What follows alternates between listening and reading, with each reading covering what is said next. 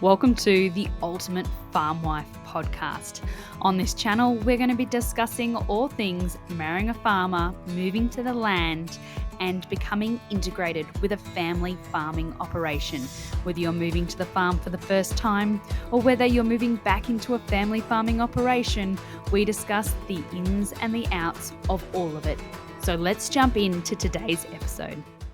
Hi and welcome to the farm. Today we are talking with Prim and we are talking So You've Married a Farmer, Now What, and value adding to family farming businesses. Hi Prim, thank you for joining us. Hello, so good to be here. Thanks for having me. I am so glad that we have finally been able to work out a time to sit down where both families are happy and healthy, and we are both sounding wonderful because we've both been through the hay fever and the end of winter flu season. So I'm really glad that we've been able to catch up.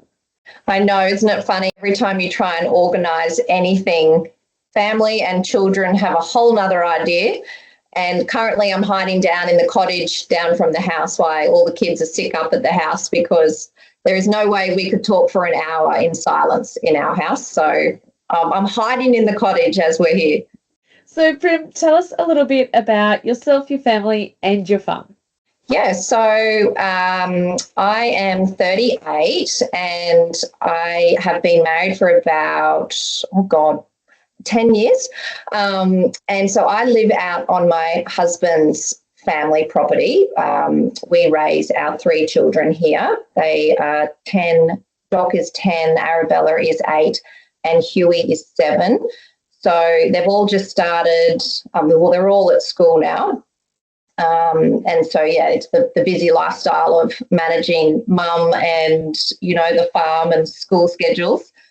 And, yeah, so we've got the feedlot here. So my husband runs the family place. He's got other brothers. They're not on farm anymore.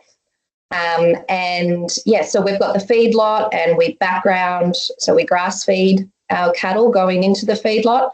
And then Riley and I also purchased a block a year ago. So I take care of that place. We sell graze and background and fatten there for the feedlot, or we sell elsewhere. And we've also got we had an earth moving business, which Riley would do on the 8th day of each week, but we ended up selling that and investing in a truck and trailers, which is more work than we can fit in, but we're doing it. So we've got the trucking business, which is also grain carting. And then I have my interiors business on the side too. So it's a really, really busy little household out here. But I figure while we've got the energy, why not? And and so it's a beef cattle place we are. So about 12,000 acres. Yeah, near Roma, about an hour east of Roma. Drillum. Yeah, perfect. Very busy, lots to deep dive into there. But let's take a step back to start with and see, how did you meet your husband? So Riley and I met when we were in school. It was one of our, we both went to boarding school in Brisbane as, everyone's probably very familiar with country kids. When there are not a lot of schools available, the parents save and save and save and send us all to the city. So we went to boarding school in Brisbane and we didn't know each other, but we had a mutual best friend. And, on one weekend out when we were catching up with our friend, we met over our love of motorbikes. We became really close. So the three of us were best friends all through school. And that was when we were 13. So, yeah, and then friends for many, many years. And we didn't actually get together until mid-20s. So there was a good 15-year wait in there until I finally came around this way and actually came out here to do some fencing after many, many years travelling the world and exploring and looking for the next adventure. And I got home to Australia and went, oh, God, what am I going to do? I took one look at my friends in the city and went, nope, I have no desire to be there. So I wanted to head back out west. And so I rang Riley, because he was running this place here, and I said, "Oh, have you got a job?" He said, "Yep, you can come out and start fencing." So I came out on a little trip organised to go around Australia, and yeah, 15 years later, I'm still here in Australia. I haven't made it to anywhere around half the places I wanted to go. So yeah, childhood sweetheart. Oh, that's so beautiful. That is really beautiful. And so your first reaction or your first feelings about being on a farm with Riley, it sounds like there was a honeymoon period where it was like, oh, I might stay, I might go do the rest of this fencing. So tell me about your first impressions. Yeah, so we grew up out west in between St George and Dirranbandi on a mixed grazing and cropping place. So, excuse me, I've got three sisters, well, three of us. And so I grew up on the land and have always wanted to be on the land. I've got a very curious, adventurous nature. So I had always wanted to travel the world, but I knew deep down I would end up back out on the land. And yes, always knew that I'd end up back out on the land. The difference is it's someone else's family and it's someone else's farm, and everything you were always so comfortable with and thinking, well, that's how we did it. You know, maybe that's how they think about it. So different.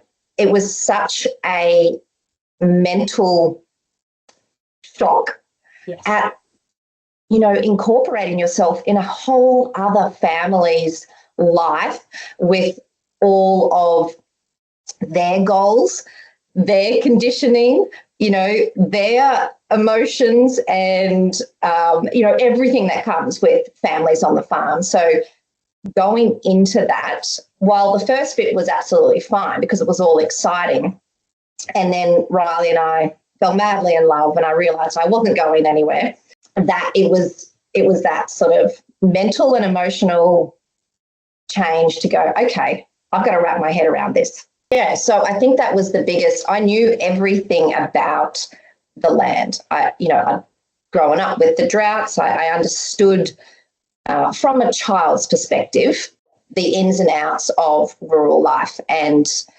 Riley and I had a very similar upbringing. So it's probably why we work so well together. We deeply understand each other's background and lifestyle, and I suppose our values are very similar. We were both raised in really beautiful, supportive families, and that was easy. Being with Riley on the farm, easy. It was like we were always meant to.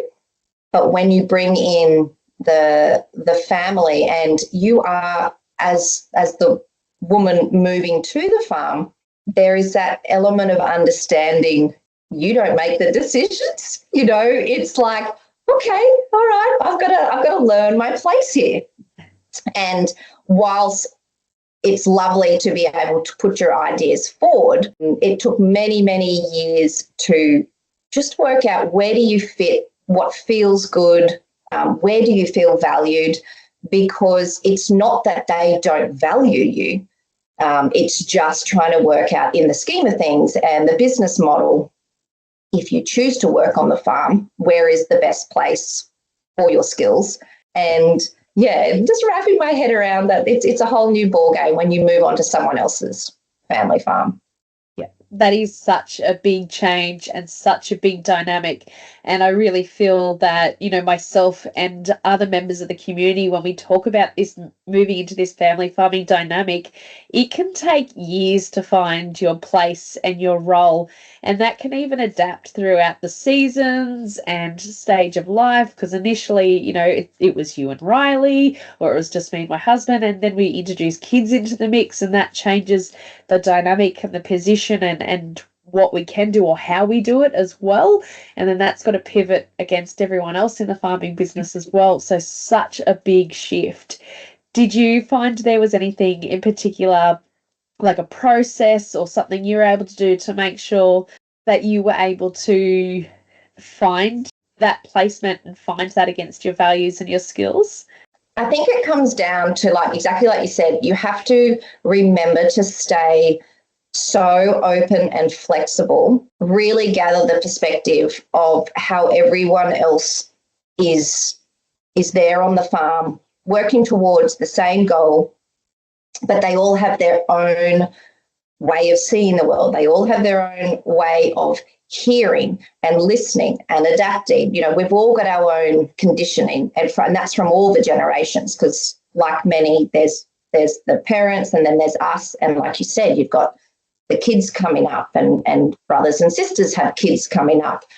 And so I think it's really important that you don't take a lot to heart, because it's actually not, many times it's not actually directed, you know, a lot of those family conversations, just understanding that it's trying to hear each other and actually listen to the underlying message, rather than grabbing at little emotional things. Or if, you know, you're having a bad day, you'll think, oh, maybe they don't want me here. And it's not that at all. They, you know, they want your skills, or they, you know, want your value here.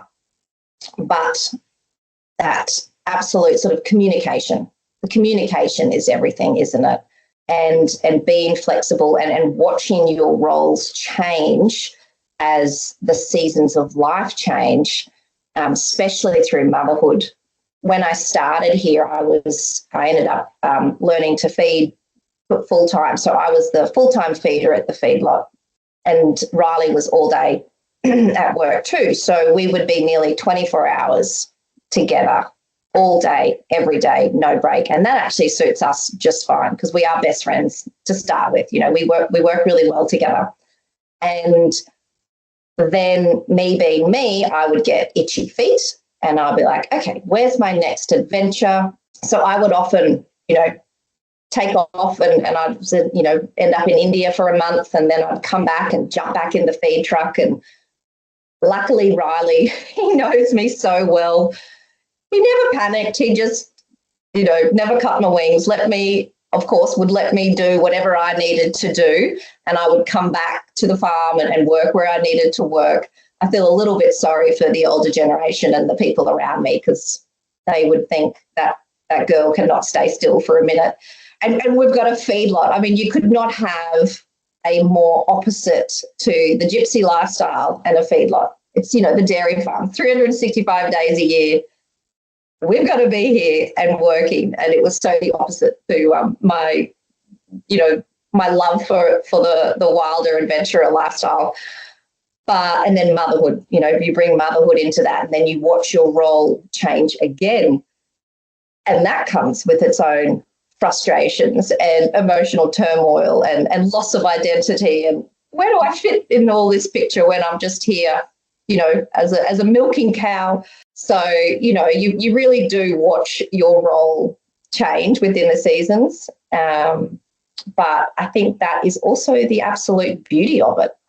I feel so lucky that we have the lifestyle where you can move in and out and be flexible, and, you know, watch the business grow, watch your children grow, watch your husband grow, you know, as a businessman, as a leader, as everything in that realm. I feel so lucky that I am a woman on the land. Absolutely. So many gems of gold that we've just touched on there, Prim. Anything from, you know, not taking something personally into heart, which is really hard to do in a family farming business, because you still do have those emotional attachments. You are all still people, and you're all still family, but then understanding that, you know, a lot of the decisions are made are business, they're not personal, and that adjustment itself is big. Did you have any advice to give to someone who's moving to the land for the first time, who is finding that maybe just a little bit more difficult to do, or they haven't started building the skill set around adjusting to that? Yeah, I think probably the one thing that you can practice is listening rather than talking when you want to talk. I blurt out what I have inside me, and often it's purely emotionally driven, or it could be ego driven, or it could be, me just wanting to get the last word in, when really I should have just listened, and I would have understood far better the conversation 3 sentences in than what my first, initial reaction was. And I think that's also maturity. You mature in your communication, ability, the more you are in uncomfortable situations or just natural life communication, family communication. So it's okay if, you start and you get it could be a shock, or it could be the older generation has a very different perspective on life and how they would like to live their life, or their rules or their ideas on parenting or grandparenting, whatever it is. I think there's just this moment of grace you can tell yourself before you go out. It's like, this is going to be different and I can't control it all. So do your best at getting very good at listening, but also confident enough to step up and say what you need to say in the right moment. Because I think a lot of time when it comes to communication, I don't want to generalize, but if I may just for a moment, I don't think our parents or grandparents were ever taught the skills we were taught.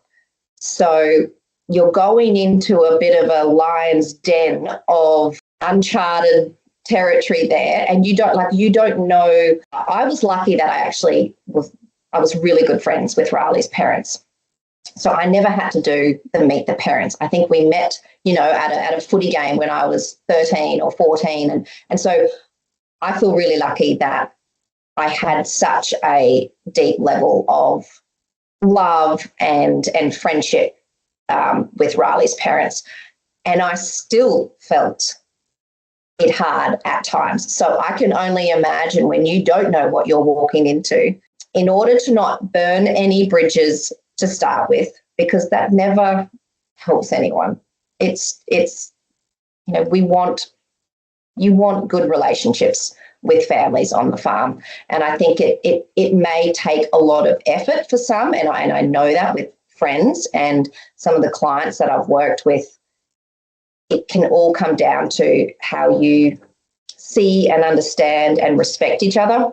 Yeah. And so, my advice there is, if you're a little unsure, just listen and try and gain an understanding of where they're coming from.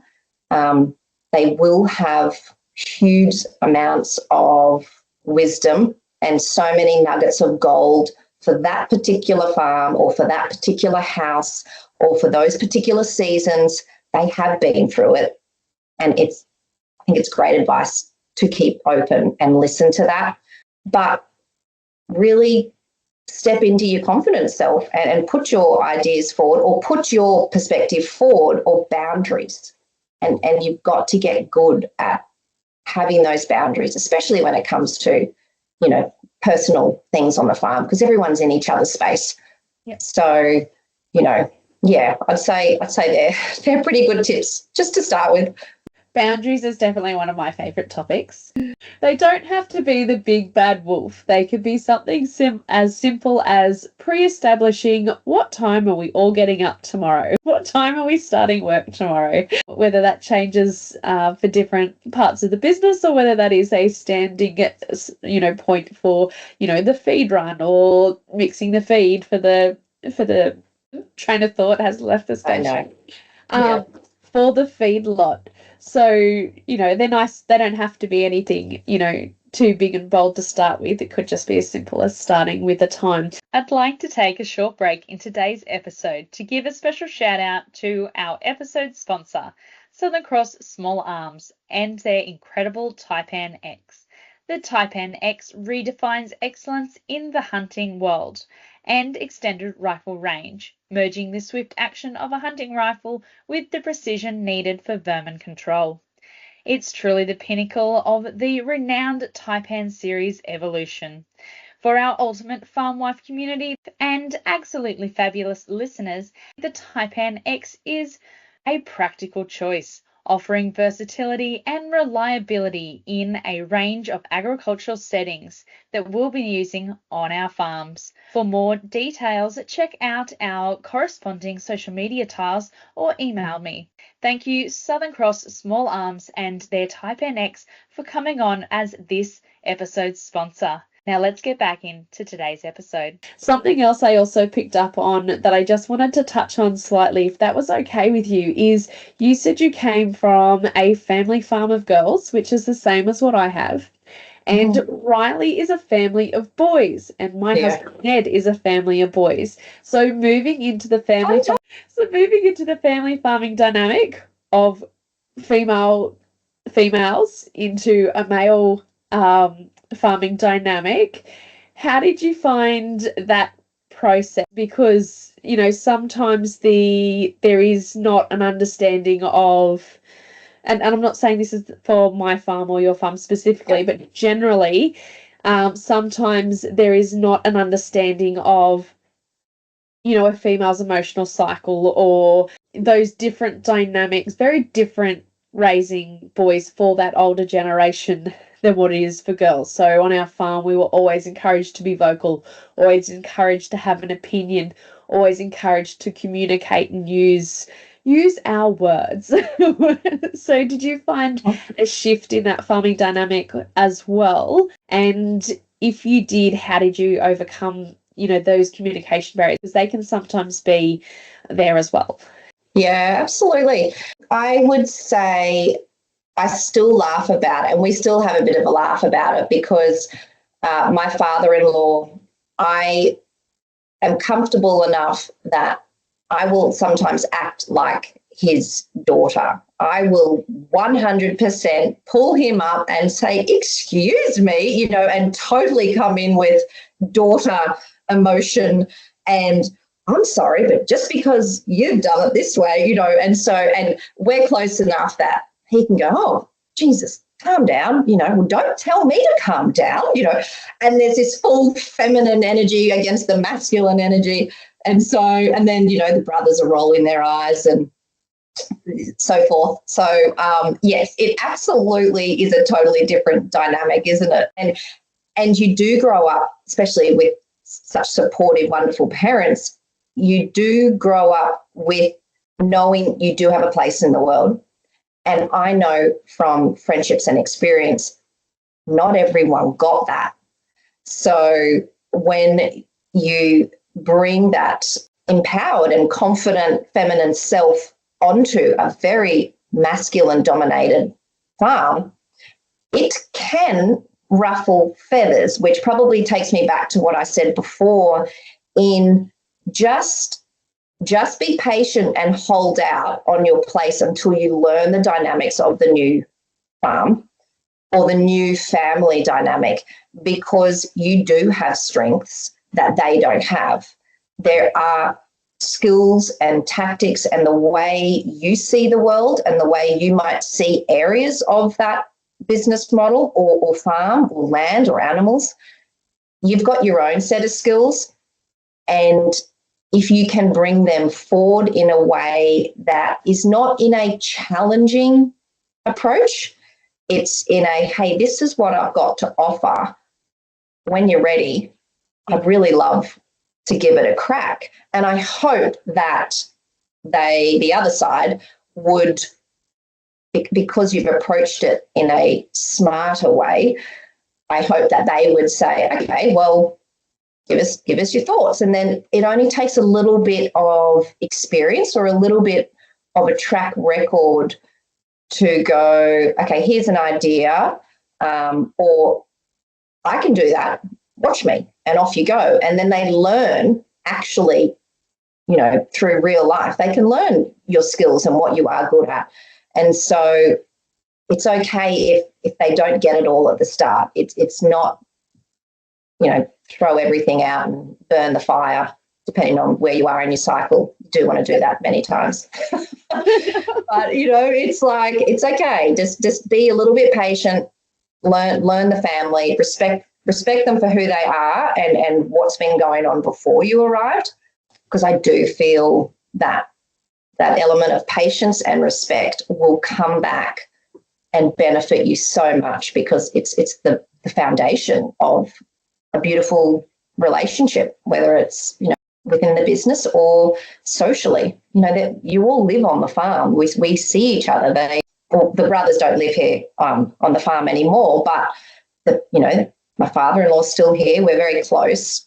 So even if, I think it's just important to understand that you can absolutely be respected for all of your talents and skills, and just go in with a little bit of grace and patience, because you learn pretty quickly. And I've done this. I've got really cranky at times that I felt I haven't been valued. And Riley is good at making me see his, or the family's perspective better. So that also helps, having a really good relationship with your husband, because what the stresses are like. It can send you off into a million different areas you never knew you'd come back from with a happy face, and turns out you do many times, all the time.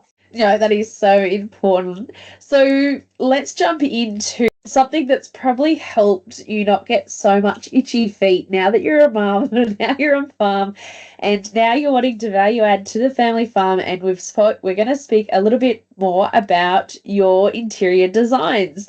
So, I first saw your videos on Instagram when you were picking, flowers and wattle and things out of the garden, out of the farm, and bringing them into the household. So tell us, why did you start your business? How did you start your business?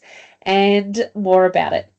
Yeah, I started, it's sort of the beginning of my interiors business was very organic, and I have a style that it's very homely, very comfortable, collected, and I have a good eye for design. The house that I grew up in was, a nice, normal country house out on the property.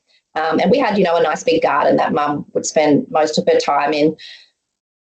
But the inside of the house was really eclectic and really exotic, and we didn't have a TV, so all the walls were just lined with books and encyclopedias, and we read, Dad or Mum would read to us every single night. So it was a really beautiful, loving family home that we grew up in. And my parents travelled the world a lot. When Mum was young, and she would barefoot backpack around the world, and Dad and her would go travelling when we were young, and so we would forever have people from around the world just turning up on the dusty doorstep out at St. George. And it would be family, friends that they'd met, on the ski fields in Argentina, or it was Mum had picked up some, Mexican backpacker at Mooney, and all of a sudden they're in the house and they're working on the farm for 3 months, and off they go. So we were raised with such a adventurous spirit, and the world is out there.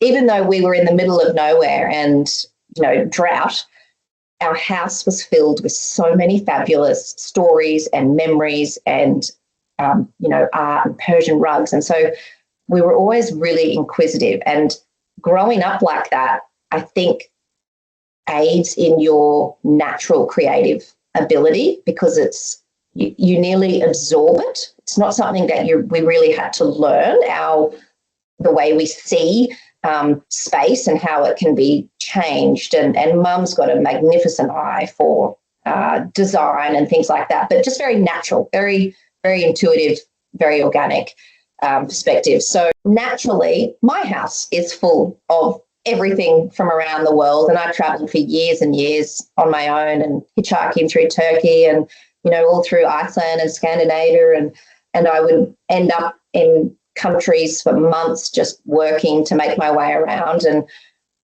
I now am out in the middle of nowhere in a nice, typical country house, and its walls are adorned with all my memories and things like that. So when people come, I think they love the feeling that it is me and it is us, and there's this big warm hug of individuality, right? It's just us. And so then people started to ask, can I help them with their house, or what would you do here? And I think perhaps I could see their space better than maybe they could, but I could also bring out their style in their home. And so after a few houses, and then I got some big jobs, and then I went and studied. When I had my second child, I couldn't sit still breastfeeding all the time. So I'd be breastfeeding whilst driving the tractor. I'd be breastfeeding while mustering. Then, you've got to be inside and breastfeeding at 3 a.m. So I started to study design and decoration. So I did that study and went, okay, well, I'll have a bit of a crack at it, because I don't think there's a lot of support out west. You move off those metropolitan areas and there really wasn't a lot of people supporting everyone out west in their homes. And we've got tough homes to work with, the farm budgets and the homes, but I still feel that's no reason not to surround yourself with things you love that make you feel amazing. Because I feel that out here, we only have our house and our family. And once it can be very lonesome.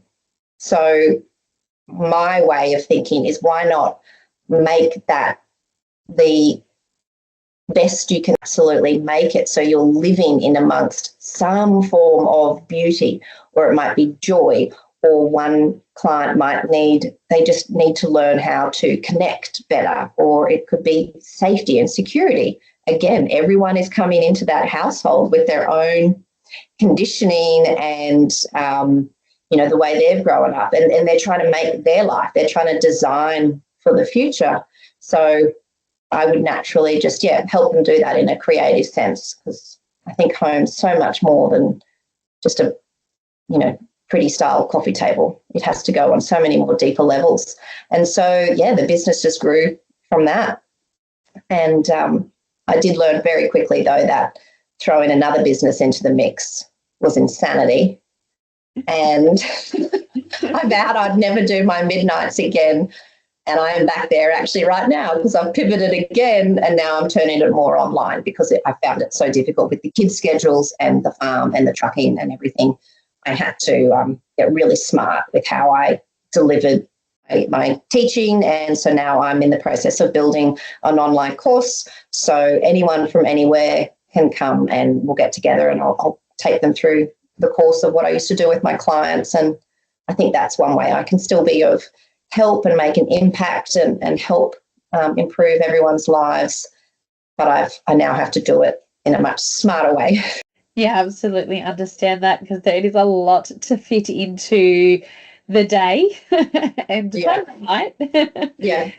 Yeah, absolutely. So what is some of your favorite tips that you do love to give clients? Say you have someone who has moved to the farm for the first time, or back into a family farming environment, and they are trying to make their space themselves comfortable, relaxed, practical, whatever it is that they're seeking. What are your top tips for those? Yeah. So my first one would be, when you're moving out and you are presented with that magnificent $1 million home, it would serve you well to just take a moment, take a breath, accept where you're at right now, get to learn the space first. So I often say to clients when they come and they've got all these ideas, and I just say, whoa, woo, woo, woo, woo. Let's follow the sun, follow the shade, work out your little spots that are going to work with the natural elements of how that house is positioned. We all know none of our houses were well, maybe some are. Not many are architecturally designed with certain, environmental factors. Most of our west, is either the back of the house or the laundry or something, and most face east and north. But I always get them to just gather some experience living in the space first, jot things down. Where do you find you're gravitating to naturally in summer? You're always probably going to have a little shady spot that makes you feel good, or it's just a comfortable spot. Note that spot. That's somewhere where you actually want to capitalize on when you are ready to either put some money in or you have the time. In winter, you will probably find that there's a certain sunny spot on the mornings. Maybe that's where you'd like to go have your morning coffee or tea. Make sure you note those areas, because before you get there, the people living in that house may, well, A, don't see the world like you see it, and B, may never have really thought about the foundational level of that sort of energetic response that you can get from a home. So follow the sun, follow the shade, mark your little spots that you naturally gravitate towards, because that's where you will first, I suggest you first want to start putting some time and effort into, because you're going to get so much bang for your buck there. And even if you don't have any money, it is not on the farm budget and it's not in your budget. Simple as dragging a really comfy chair over to that warm winter spot on the veranda and just making sure that you've either got a comfy chair there and a little side table, maybe it's some fresh flowers if you're having a really bad day or a bad week. Just try and focus on little tiny, like simple but significant, I call them, simple but significant moments, because they can make such an impact in the day for your day. I would also suggest getting a feel for the rooms and the house and working out what it is that you need to feel from that space in order for it to be a success. So rather than grabbing the rug and the sofa and the couch and the lamp from the store when you're in the city in one big shop, putting it in the space, a lot of my clients say, it's not working. It didn't work. Why didn't it work? It looked so good in the shop. And it's because that shop is designed for everything to work together. And there's this whole, inspiration of elements working together. That's not reality when we bring it back to our spaces. So, the bedroom, you might find that you are very much someone who needs to feel safe and secure. You like blinds on the windows, you like the door in the furthest corner. Maybe you're someone who really needs to feel open and never enclosed, and big, beautiful, wide windows. And so working out what you need from each area in your home, then you can work on visuals. But there's no point making a very big, open, planned living when you're actually someone who loves to be in nooks. And you're always finding that you're, wrapping yourself in a blanket and finding a cozy chair. Just because the rest of the world's doing open plan, I'm not sure you should be doing open plan. You know what I mean? So it's like getting that real intuitive element first, then work on your visuals. Yeah. Yeah. And then also understanding why the people before you did some things. Often there's a reason for it. Again, going back to the patients, living there, experiencing it before you start putting your mark. Often, and I always say, like, if you can do 4 seasons in the home before, I've done 5 years. I had the grandest plans 1 month in. I was like, right, let's go. 5 years in, not a thing has been touched. I do what I say, not what I do, because time has not allowed for me to work on the house yet. I've been in the garden nonstop and working. But there are some areas that my mother-in-law would have things, or certain, windows, or there'd be something odd. I'm like, why did she do that? Now, a couple of years in, I'm like, I know exactly why she did it. Thank God I didn't move it or take that wall out or, do something, because that's where that experience can save you so much money. Yeah. And then, having the confidence to talking about relationships, having that conversation, depending on how your farm and business model is set up, it can be a really big thing to come in and move things around an original family home, because sometimes, the older generation, they're very, very connected to it, and it's on a huge emotional response. So I think a lot of tact and grace and patience there in opening up those conversations. I think that really will serve people well, rather than coming in wanting to change everything straight away with no regard. Yes, absolutely, still put your idea forward. It is your life from now on. You are building a life there. Houses, they maneuver, they come and they go, and the family's energies comes and goes. And every mother and father-in-law want to see, I truly believe they all want to see a beautiful home made, but sometimes having their ideas ripped out in front of them can be a little bit shocking. So I always suggest with my clients, just start the conversation, know that that was their blood, sweat and tears, and there are ways we can go about this that doesn't necessarily need to, upset or, hurt. Yeah, absolutely. And I think that is an absolute gem that you've brought up there. It hasn't previously been mentioned on the podcast before, but it is definitely another gem that we don't necessarily think of when we move to the farm for the first time. And that is, if we are moving into a pre-existing dwelling or house or the main homestead, that's 100% right. Every generation has had their touch on it, and everyone has done something for a particular reason. And it's definitely something that not a lot of us put a lot of thought into initially, those emotional connections to that house.